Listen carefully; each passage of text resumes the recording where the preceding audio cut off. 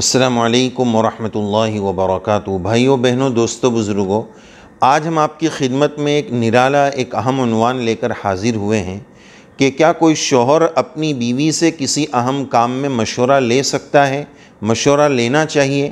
Normally طور پر قرآن مجید میں اللہ تعالیٰ نے ہمیں وشاورہم فی الامر، اپنے کاموں میں مشورے کا حکم دیا ہے، مشورے میں خیر اور برکت ہے۔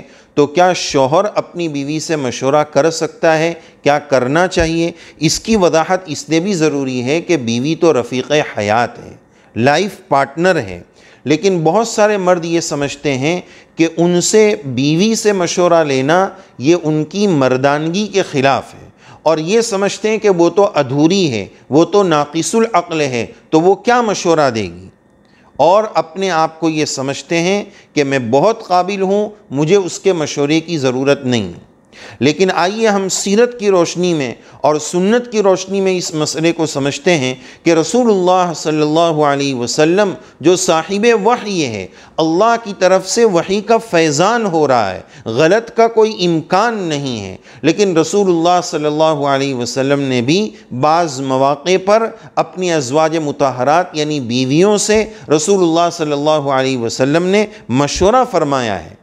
اس مشورے کی ضرورت اس لیے بھی ہے تاکہ ان کو اپنے قریب ہونے کا، اپنے لائف پارٹنر ہونے کا احساس دلانا کہ آپ کی ہماری زندگی میں بہت اہمیت ہے، ہم یک جان دو قالب ہیں، ایک جان اور دو جسم ہیں، تو اس بات کا، اس قربت کا احساس دلانے کے لیے جو ہے ان سے مشورہ لینا چاہیے، اور اس کو اپنی مردانگی کے خلاف نہیں سمجھنا چاہیے۔ صلح حدیبیہ کے موقع پر جب کفار و مشرکین سے یہ بات طے ہو گئی کہ اس سال مسلمان بیت اللہ میں نہیں جائیں گے، عمرہ نہیں کریں گے، واپس جائیں گے، اب احرام پہن کر آئے تھے، تو رسول اللہ صلی اللہ علیہ وسلم نے صحابہ کو یہ آرڈر دیا کہ حلق کرا لیں اور قربانی کر لیں، قربانی کر کے سب حلق کرا لیں۔ لیکن یہ بات عمرہ سے محرومی اور بیت اللہ سے محرومی کا صحابہ پر اتنا بوجھ تھا، اس دبی ہوئی صلح کا اتنا بوجھ تھا کہ گویا کسی نے سنا ہی نہ ہو اور کسی نے اس بات پر عمل نہیں کیا۔ تو نبی کریم علیہ السلام ام سلمہ رضی اللہ عنہا اماں جان کے پاس تشریف لے گئے اور ان سے مشورہ کیا کہ اس طرح کی صورتحال ہے، تو انہوں نے یہ مشورہ دیا کہ یا رسول اللہ آپ ایسا کر لیں کہ آپ خود پہلے جو ہے قربانی کر لیں اور آپ حلق کروا لیں، عملی طور پر آپ یہ کام کر لیں۔ اس مشورے کا بہت فائدہ ہوا۔ اس مشورے کا فائدہ یہ ہوا کہ جیسے ہی نبی کریم علیہ السلام نے عمل کیا، تمام صحابہ کے مجمع نے فوراً اس پر عمل شروع کر دیا۔ تو دیکھیں، سرکار نے اپنی زوجہ، اپنی بیگم سے، اپنی بیوی سے مشورہ لیا اور اس مشورے کے مطابق عمل بھی کیا اور اس کا فائدہ بھی ظاہر ہوا۔ یہاں ایک پوائنٹ کی بات یہ بھی ہے کہ صرف ہماری طرح بولتے رہنے سے اور عملی زندگی نہ ہونے سے کبھی کبھار اس میں کمزوری رہتی ہے اور اس کا رزلٹ جلدی نظر نہیں آتا ہے، لیکن نبی کریم علیہ السلام کے اس عمل سے پتہ چلا کہ جب انسان کوئی بات بولتا ہے اور اس پر اس کا عمل بھی ہوتا ہے تو اس پر دوسروں کے لیے عمل بہت آسان ہو جاتا ہے۔ اور دوسری بات یہ پتہ چلی کہ اپنی بیوی سے مشورہ لینا، اور خیر سمجھ میں آ جائے تو اس کے مطابق عمل بھی کرنا۔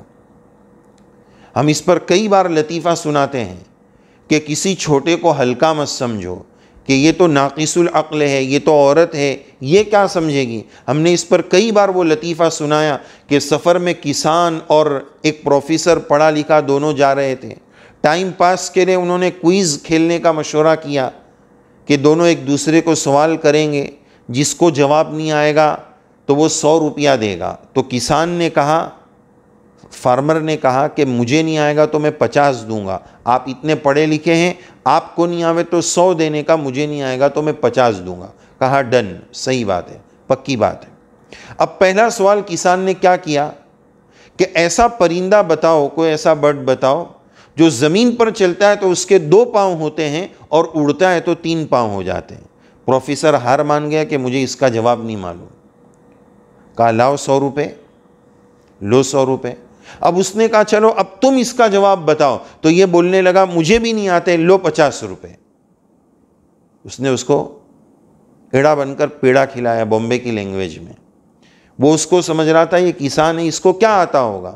تو کبھی کسی کو کمتر نہیں سمجھنا چاہیے، ادھورا بھی نہیں سمجھنا چاہیے۔ یہ ادھورا جو ہے کبھی پورے سے بھی آگے نکل سکتا ہے۔ تو ماں و بہنوں سے مشورہ لینا، خواتین سے مشورہ لینا، بیوی سے مشورہ لینا، یہاں سے پتہ چلا کہ یہ بھی رسول اللہ صلی اللہ علیہ وسلم کی سنت ہے۔ ہاں، ایک اہم بات یہ کہ مشورہ لے لیا تو اب اس کے مطابق عمل کرنا، اسی کے مطابق ڈیسیزن دینا یہ کوئی ضروری نہیں ہے۔ مصلحت ہو تو اس صورت میں اس کے مطابق فیصلہ ہو، مصلحت نہیں ہے، اس میں خیر نظر نہیں آ رہا ہے، تو پھر اللہ تعالیٰ نے مرد کو جو ہے عورت کے مقابلے میں زیادہ صلاحیتوں سے، ان صلاحیتوں سے نوازا ہے، تو وہ اپنی رائے کے مطابق فیصلہ کر سکتا ہے۔ اس مشورے کے مطابق ڈیسیزن دینا یہ کوئی لازم نہیں۔ لیکن ماشاءاللہ آج کی دور میں تو کہا جاتا ہے کہ ہاؤس وائف پورا نظام جو ہے وہ گھر کی خاتون ہی چلاتی ہے۔ تو الحمدللہ بہت ساری چیزوں میں مرد حضرات کو ویسے بھی سلنڈر اور سر تسلیم خم کرنا پڑتا ہے۔ بھائی فرعون کو جب کرنا پڑا تو دوسروں کی کیا اوقات۔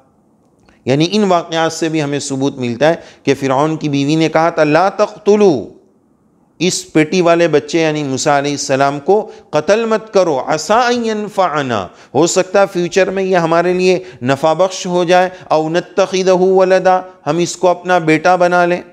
اسی طرح موسیٰ علیہ السلام کے واقعے میں شعیب علیہ السلام کی بیٹیوں نے موسیٰ علیہ السلام کے بارے میں اپنے ابا کو مشورہ دیا تھا کہ استاجرہ، ان کو اجرت پر، مزدوری پر رکھ لیا جائے، یہ طاقتور اور امین ہیں، طاقتور اور امانت دار مزدور اچھا ہوتا ہے۔ موسیٰ علیہ السلام نے اس کے مطابق عمل کیا۔ تو بہرحال خلاصہ کلام یہ ہے کہ ماں و بہنوں کو اہمیت دینے کی ضرورت ہے، ان کو نظر انداز نہ کیا جائے، وہ بھی گھر کے فرد ہیں، لہذا اپنے گھر کو جنت کا نمونہ بنانے کے لیے یہ بھی بہت اہم چیز ہے۔ اللہ تعالی ہم سب کے گھروں کو لڑائی جھگڑوں سے محفوظ فرمائے، جنت کا نمونہ بنائے، جہنم کا نمونہ بننے سے اللہ تعالی ہمارے گھروں کی حفاظت فرمائے۔